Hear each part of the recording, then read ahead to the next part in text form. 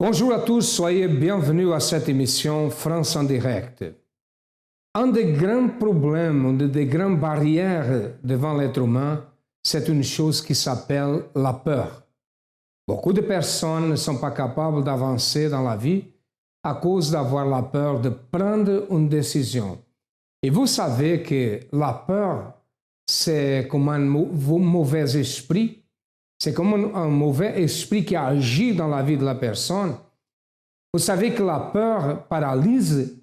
La personne qui a la peur, qui vit dans la peur, elle est paralysée. Elle se sent paralysée devant les situations. Beaucoup de personnes arrivent au centre d'accueil et apprennent à vaincre cette peur, apprennent à vaincre cette timidité qui empêche la victoire. C'est pour cela que nous avons beaucoup de témoignages. Vous avez vu beaucoup de témoignages. Ce sont des millions de personnes dans le monde qui ont surpassé une situation à travers apprendre à vaincre la peur, à travers d'une foi intelligente. Regardez des témoignages. Avant, j'étais une personne en fait très triste, dépressive, très angoissée surtout, et puis peureuse en fait. J'avais peur de tout, de rien en fait. Le soir, je rentrais chez moi, je pleurais. Je pleurais tout le temps, j'avais pas de raison de pleurer, mais je pleurais. Ensuite, j'étais une personne très dépressive, angoissée surtout, très angoissée et très peureuse dans le sens où j'avais peur en fait de la mort. J'avais peur de plusieurs choses, mais principalement de la mort. Donc c'est-à-dire que moi, j'avais pas peur de mourir moi, mais j'avais peur de perdre mes êtres chers. Ça m'a emmené à faire des crises d'angoisse. Donc par exemple, le soir, quand je rentrais, je devais appeler ma famille, je devais appeler mon mari par exemple. Et si il m'appelait pas ou il me répondait pas, je pensais directement au pire. Du coup, ça créait des conflits en fait avec mon mari, avec ma famille aussi, parce que je les harcelais au téléphone. Ça, par contre, je le disais pas à ma famille, parce que j'avais peur qu'ils me croyaient pas en fait que je faisais du cinéma. Ça m'a empêché de vivre pendant longtemps, parce que bon, je pouvais pas m'ouvrir aux autres, je pouvais pas en parler, parce que c'était à l'intérieur de moi en fait. J'essayais de vaincre cette peur, mais j'y arrivais pas du tout en fait. C'était plus fort que moi. Pour cacher ma vraie vie, pour cacher ces crises d'angoisse, cette tristesse, ben en fait, je mentais. Je vivais d'apparence. Je vivais vraiment d'apparence parce que je faisais croire aux autres que j'étais quelqu'un de bien, de joyeuse, qui avait tout pour réussir en fait. Sauf qu'à l'intérieur de moi, j'étais pas comme ça. En fait, pour moi, j'avais pas en fait de problème en fait. Pour moi, tout allait bien. Moi, je croyais pas en Dieu. Je croyais en rien du tout. J'ai jamais été à l'église. Ma famille non plus d'ailleurs. Mais ça, pour moi, en fait, j'avais pas besoin de ça parce que j'avais déjà tout. J'avais un appartement, j'avais mon mari, j'avais un travail. Toutes les choses matérielles, je les avais. Donc pour moi, j'avais pas de raison de changer quoi que ce soit ou de croire en quelque chose ou de faire un pas de plus en avant parce que pour moi, j'avais déjà tout. Pour moi, Dieu, ok, peut-être il existait et encore, mais c'était pas lui qui pouvait améliorer ma situation vu que ma situation, pour moi, elle allait déjà bien en fait. Mais ça, c'est que les choses matérielles, parce qu'en réalité, ça n'allait pas du tout. Et si ça n'allait pas, c'est parce qu'il me manquait quelque chose. Mais pour moi, avant, je ne savais pas encore ce qui me manquait exactement, parce que j'avais ma famille, mon mari, comme je vous ai dit, et j'avais vraiment rien qui me manquait. Et puis un jour, en fait, mon mari, qui allait à l'église quelquefois, m'a invitée en fait, à participer à une réunion, c'était en 2009. J'avais pas forcément envie d'y aller, parce que pour moi, je voyais pas l'intérêt.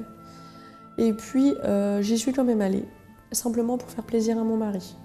Je me suis dit en fait, au fur et à mesure que je continuais à venir en fait, à participer à des réunions, j'ai compris que si à l'intérieur de moi ça n'allait pas, c'est que j'avais un problème en fait. C'est que malgré les choses matérielles que j'avais, il manquait quelque chose en fait. Donc j'ai participé à des réunions, plusieurs réunions, j'ai suivi les conseils des personnes qui m'entouraient, donc les personnes de foi en fait qui pouvaient m'entourer. Les personnes qui pouvaient m'aider, me conseiller. Et j'ai mis en pratique en fait ce qu'ils me disaient. Quand j'ai commencé à faire ça, j'ai vu qu'en fait je n'étais pas seule. Et j'ai vu que malgré qu'il y ait ma famille, malgré que le manque que je ressentais en fait, malgré que j'avais tout ce qui se passait à l'intérieur de moi et toutes les choses matérielles, j'ai commencé à voir qu'il manquait quelque chose vraiment. J'allais tellement mal à l'intérieur de moi que j'en pouvais tellement plus de cette vie que je me suis dit non, il faut que peu importe la décision que je vais prendre, il faut que j'avance, il faut que je continue à aller mieux en fait. Parce que c'était vraiment insupportable. Ça devenait même insupportable avec ma famille, avec mes amis, avec mon mari, C'était vraiment catastrophique en fait. Il a fallu vraiment que je prenne la décision de vouloir accepter en fait Dieu dans ma vie, bien sûr, de commencer à croire en fait en Dieu, parce que pour moi il n'existait pas au début, donc c'était un long chemin en fait. Mais vu que moi j'avais rien à perdre en fait à l'intérieur de moi et que vraiment je ne pouvais plus de cette situation, de cette vie, je me suis dit je vais suivre les conseils, je vais suivre ce que j'entends et j'avais rien à perdre, donc je me suis lancée en fait. Concernant ma vie professionnelle, ma vie future, etc., j'avais aucun objectif. J'avais une vie professionnelle, certes, je travaillais, mais j'ai perdu mon travail. Et après, j'ai mis 2 ans et demi, 3 ans à retrouver du travail. Donc j'avais aucun projet futur. Pour moi, en fait, je vivais le jour en fait, mais j'avais pas... Pour moi, tout ce que j'allais faire, en fait, j'allais pas réussir. Parce que j'étais une personne, pour moi, j'avais pas de valeur en fait. J'allais faire des choses, bien sûr j'avais un rêve, j'avais des rêves, mais pour moi je ne pouvais pas les atteindre en fait. Parce que j'étais trop faible en fait, moi toute seule, je ne pouvais pas les atteindre. Donc c'est ça vraiment en fait qui m'a permis aussi d'ouvrir ma vision et de savoir que seule, je ne pouvais pas y arriver, mais qu'avec de l'aide et l'aide de Dieu, je pouvais y arriver en fait, je pouvais tout. Donc c'est ça après, au fur et à mesure, j'ai commencé à comprendre et à ouvrir ma vision en fait sur les projets que j'avais. Donc vraiment, j'ai pu élargir mes projets et commencer à les entreprendre. Là, mes projets sont en cours, ils sont en train de réussir et je sais que je vais réussir maintenant. Auparavant, j'aurais pas dit ça, j'aurais dit non, ces projets-là sont dans ma tête, ils vont rester dans ma tête, jamais je vais les mettre en place. Si mon passé est votre présent, je vous invite à venir participer de ces réunions parce que comme Dieu a changé ma vie, il va pouvoir changer la vôtre, ça c'est sûr. Bonjour, j'étais dépressif dû à un double décès dans ma famille en une semaine, le décès de mon petit frère et de ma grand-mère. Alcoolique, car plus de travail, vie sentimentale chaotique, parce que les femmes étaient intéressées. À l'époque, je travaillais en intérim. Quand j'avais de l'argent, il y avait du monde. Quand j'avais pas d'argent, il n'y avait plus personne. Et quand je m'en sors, bon, en fait, je picolais une bouteille de whisky par jour. Je pensais être plus fort avec, mais le problème était toujours là. Vie sentimentale, c'était un gouffre. Comme je vous disais, quand il y avait de l'argent, il y avait du monde, quand il n'y en avait pas. Surtout quand j'étais dans le sable mouvant, on me disait on va t'aider, mais personne. Donc j'ai lutté. Au niveau travail, c'était même pas la peine. On me disait que j'étais trouvé pour travailler. Donc je me suis plus enfoncé qu'autre chose. Au double décès dans ma famille, mon petit frère et ma grand-mère l'espace d'une semaine. Cela m'a fait vraiment un gros choc. J'allais dans des boîtes d'intérim, on me disait trop vieux pour travailler. Je suis arrivé au centre d'accueil par le biais d'une personne qui évangélisait. Quand je suis arrivé au centre d'accueil, ça m'a apporté du réconfort, une aide. Donc oui, j'ai commencé à faire les chaînes de prière.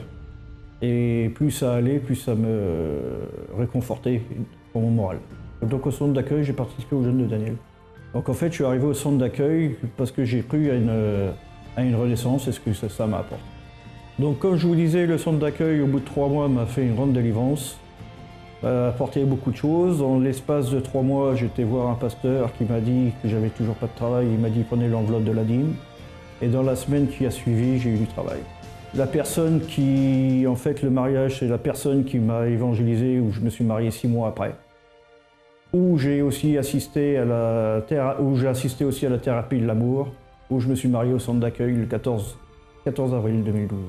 Tout, une renaissance, et j'y ai cru, et où les portes étaient fermées, là, tout était ouvert au niveau sentimental, au niveau travail, au niveau financier. Au niveau de l'alcool, non. Cigarette, j'ai tout laissé. Et à l'heure d'aujourd'hui, je me sens très bien. Le centre d'accueil représente une école, une grande école. Et quand je ne peux pas venir par rapport à mon travail, là, je demande à ma femme qu'est-ce qui se passe. Elle me fait un résumé. Et là, ça me met du baume au cœur. Donc en fait, pour la thérapie de l'amour, c'est qu'on a assisté à un tirage au sort et c'est ce qui nous a donné notre voyage de noces.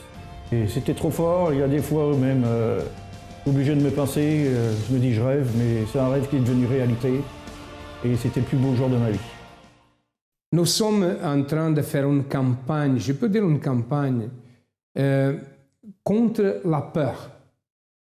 D'ici jusqu'au 9 de mars, le 9 de mars sera le grand jour de dimanche contre la peur. Peut-être votre vie n'avance pas. Pourquoi? Pensez bien, méditez. Vous avez déjà pensé en prendre une décision dans votre travail, mais la peur de perdre le travail, d'avoir une réponse négative, a fait que vous vous accommodez, que vous soyez accommodé. Il y a eu un moment de votre vie, certainement, que les choses ne marchaient pas. Il y avait quelque chose qui était nécessaire, prendre une décision.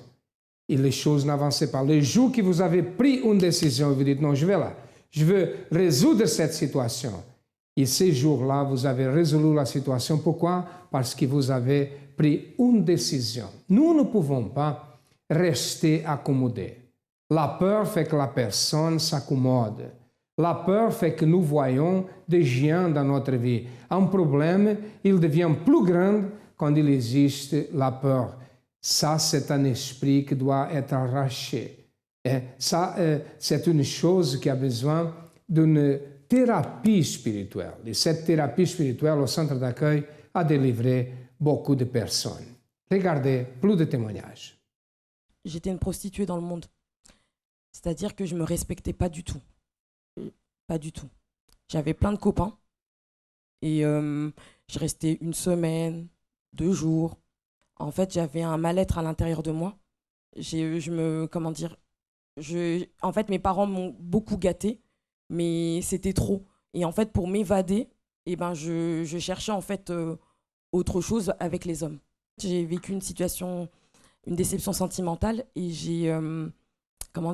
ça m'a tellement fait peur que je rasais les murs, pardon. Je rasais complètement les murs. En fait, la dernière personne avec qui j'étais, elle m'avait frappée.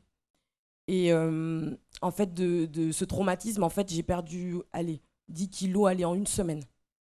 Et du coup, ça m'a tellement traumatisée que j'avais peur. J'étais toujours angoissée, j'avais peur. Et je rasais les murs. Et quand quelqu'un me parlait, je sursautais tout de suite parce que je pensais que c'était lui en fait qui était derrière moi, qui allait encore me frapper de nouveau. Et quand je suis arrivée au centre d'accueil à Colombes, la première chose que j'avais appris, c'était de plus mentir. Parce que je mentais beaucoup à mes parents. J'ai appris aussi à avoir confiance en moi-même, parce que j'avais perdu toute confiance, toute crédibilité. J'ai appris à sacrifier et à renoncer à beaucoup de choses, surtout à nous-mêmes, à travers les eaux du baptême. Et vraiment, la délivrance a été le point le plus important dans ma vie, parce que tant que j'avais toutes ces choses dans mon cœur, toutes ces choses dans mon corps, j'allais pas être ce que je suis aujourd'hui. En fait, avant, je travaillais dans des cabinets d'expertise comptable, mais je gagnais très très peu. Et en sacrifiant, Dieu m'a ouvert une porte en fait dans une entreprise multinationale. Et là, en fait, la semaine prochaine, j'arrête ce contrat-là. J'étais en CDI là-bas, mais je vais ouvrir mon truc à moi. Donc, Dieu est en train d'ouvrir aussi cette porte-là. Une campagne d'Israël. J'ai mis mon vœu sur l'autel de Dieu, mais j'ai fait aussi ma part. Je suis partie en fait dans cette entreprise et j'ai mis l'onction. J'ai dit ça, cet endroit, c'est là où je vais glorifier ton nom. Et en fait, je suis comptable là-bas, mais comment dire, on est plusieurs services. Et dans ces services, maintenant, plus j'avançais, plus on m'a confié des responsabilités. Au début, j'étais arrivée comme comptable, on va dire, normal. Et maintenant, j'ai réussi même à former d'autres personnes. J'ai réussi à faire des déplacements. Enfin, on m'a ouvert beaucoup, beaucoup de portes là-bas. J'ai reçu la délivrance en persévérant. J'ai reçu aussi le baptême du Saint-Esprit, mais je l'ai reçu longtemps après. Je l'ai reçu 4 ans après. Et maintenant, en fait, j'avance. Je recule pas, j'avance. Et j'aide même les autres.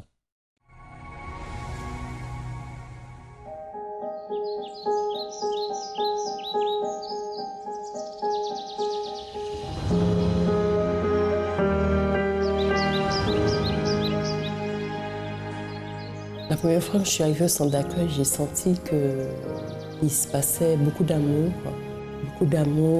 beaucoup de paix. Pour moi, c'était une nouveauté, donc je me suis dit, là, il y aura quelque chose.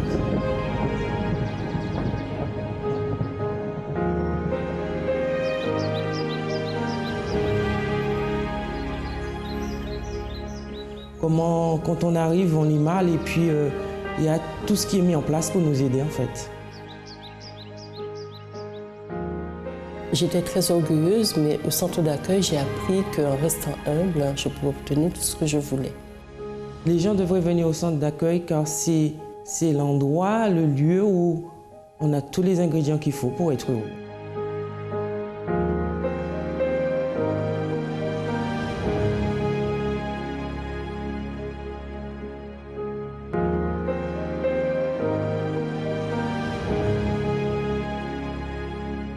Avant de connaître le centre d'accueil, j'étais très jeune, mais j'étais déjà une fille très triste, très angoissée. J'étais aussi complexée et dû à tout ça, je suis devenue très timide, très renfermée sur moi-même et je n'osais pas parler avec les gens. J'étais quelqu'un de bloqué dans tous les sens de ma vie parce que je n'arrivais pas à avoir une vie sociale bien, parce que je n'arrivais pas justement à parler avec les gens. Donc cela a fait que j'ai eu une enfance très dure. Malgré que j'avais quelques amis, quand j'étais chez moi, je me sentais toujours seule, je me sentais toujours vide. Et j'ai déjà même eu envie de me suicider alors que je devais avoir 12 ans quand j'ai connu le centre d'accueil. Et justement, c'est en connaissant le centre d'accueil et en connaissant et en pratiquant les conseils pratiques qui étaient donnés, intelligents aussi, que j'ai pu justement apprendre à vivre une vie heureuse, apprendre à devenir heureuse. Et au jour d'aujourd'hui, j'ai plus cette timidité, ce complexe d'infériorité qui me dominait avant. Et justement, je suis heureuse, je suis quelqu'un de réalisé. Et au jour d'aujourd'hui, j'ai la joie de vivre que je ne connaissais pas avant de connaître le centre d'accueil. Mercredi est le jour de la guérison intérieure. L'apprentissage du développement spirituel et de la force intérieure qui vont vous aider à affronter la vie et les problèmes d'une manière différente. C'est ce que nous vous garantissons d'obtenir dans nos réunions. Participez à l'une de nos réunions et fortifiez votre intérieur à travers la méditation. Rendez-vous vers le centre d'accueil le plus proche de chez vous à 7h, 10h, midi, 15h et 20h. Au centre d'accueil 254 rue du Faubourg Saint-Martin, 75 010 Paris. Ou dans le centre d'accueil le plus proche de chez vous. Toutes nos informations sur notre ligne amie 24h ou sur le www.centredaccueil.net. La foi en action, et quand je dis la foi en action, c'est parce que la foi sans action, elle est morte, sans être pratiquée, a déjà sauvé beaucoup de personnes qui étaient malades, que la médecine ne pouvait rien faire. Et quand nous parlons de la médecine, n'est pas pour critiquer, le contraire. Nous avons besoin de médecins et nous avons besoin de la médecine. Mais il y a certaines choses que la médecine ne peut pas résoudre, ainsi comme il y a aussi de certaines choses que la justice ne peut rien faire. Comme il y a des choses que ni les amis ni l'argent peuvent faire. Beaucoup de personnes arrivent comme ça au centre d'accueil. Peut-être vous êtes dans un carrefour de la vie. Vous êtes dans un croisement dans la vie. Vous ne savez pas comment agir devant certaines situations. Vous ne savez pas quelle est la bonne voie. Et il a peur d'aller dans une voie qui est erronée, fait que vous soyez paralysé dans la vie. Vous pensez que c'est le destin, vous êtes victime de ce destin. Mes amis, le destin, sommes nous qui faisons. Ces personnes qui sont arrivées au centre d'accueil, elles étaient aussi victimes d'un destin, mais un jour, elles ont changé complètement son destin. Quand j'étais petite, j'ai été abusée sexuellement par des membres de ma famille. J'avais à peu près 7 ans, jusqu'à peu près 11 ans, et c'était quotidiennement, quoi. Ma mère, j'ai pas osé lui dire puisque je voulais pas briser sa vie, donc j'ai enfoui ça à l'intérieur de moi, ce qui a créé un mal-être. Je ne m'aimais pas du tout. J'ai gardé jusqu'à ce que je devienne une jeune femme. J'étais toujours triste. J'étais toujours angoissée, je recherchais un père que j'avais jamais connu, parce que l'homme qui vivait avec moi, c'était mon beau-père. Et ma mère ne voulait pas me dire qui c'était, donc je ne savais pas qui était mon père. J'ai grandi avec ce mal-être à l'intérieur de moi, cette souffrance, mais personne ne savait. Et je voulais tuer mon beau-père. Et j'ai toujours eu des soucis dans ma vie relationnelle avec les hommes. J'étais toujours frustrée, toujours bloquée d'ailleurs. Et quand j'ai rencontré mon mari, c'est quelqu'un qui a été toujours patient, toujours à l'écoute. Et puis, et lui, il m'a beaucoup aidé en fait. J'ai vu plusieurs psychologues, mais pour moi, c'était une perte de temps. Moi, je me sentais toujours mal, je me sentais toujours vide. Ensuite, ils m'ont orienté vers des psychiatres, mais bon, j'ai jamais voulu prendre de traitement. J'étais devenue très, très dépressive. Et puis, je me disais qu'il n'y avait qu'une porte de sortie pour moi. Je pense que pour moi, c'était la mort qui allait résoudre tous ces problèmes-là. Moi, j'ai toujours entendu des voix depuis que j'étais enfant. Ces voix-là ont commencé à me demander de me jeter sous les roues de voiture. Et moi, je répondais, non, ça va me faire mal, je vais souffrir, je ne vais pas avoir mal. Mais à côté, j'entendais toujours une petite voix douce qui me disait, ne fais pas ça. Donc, pour moi, dans ma tête, cette voix douce était en rapport avec Dieu. Donc, je me disais, pourquoi il me dit, fais pas ça, alors que moi, je suis né pour souffrir et que je ne veux plus continuer. Dans mon passé, j'ai déjà été mariée une première fois. Et ça s'est mal passé, donc j'ai divorcé. Après, j'étais seule avec mes enfants et c'est là que j'ai rencontré mon mari actuel. Je suis arrivée au centre d'accueil dans cet état-là, mais mon mari, lui, il était déjà. Et quand il m'a rencontré, comme moi j'étais dans une autre église, il a laissé pour me faire plaisir, parce qu'on se disputait.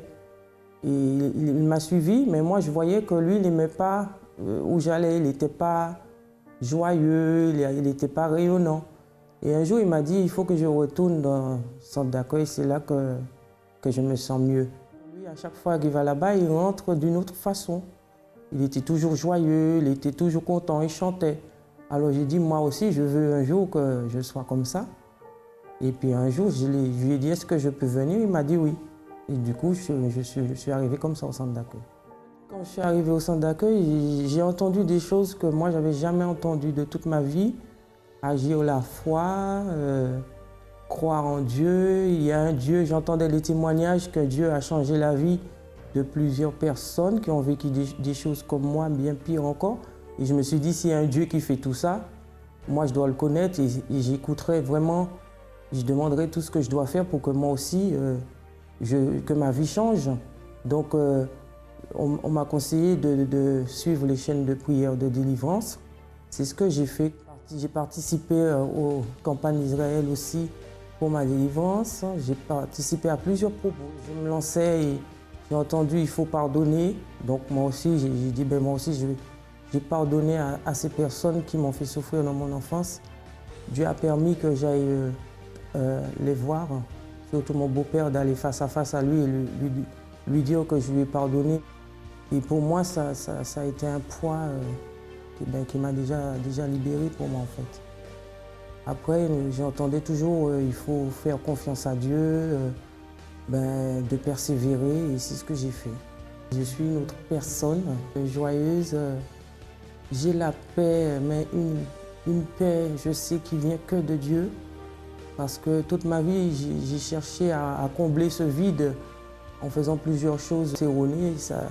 Il n'y a rien qu'à combler ce vide, à part aujourd'hui l'Esprit de Dieu qui me donne cette paix, cette joie de vivre. Moi, je suis une femme heureuse et épanouie, équilibrée.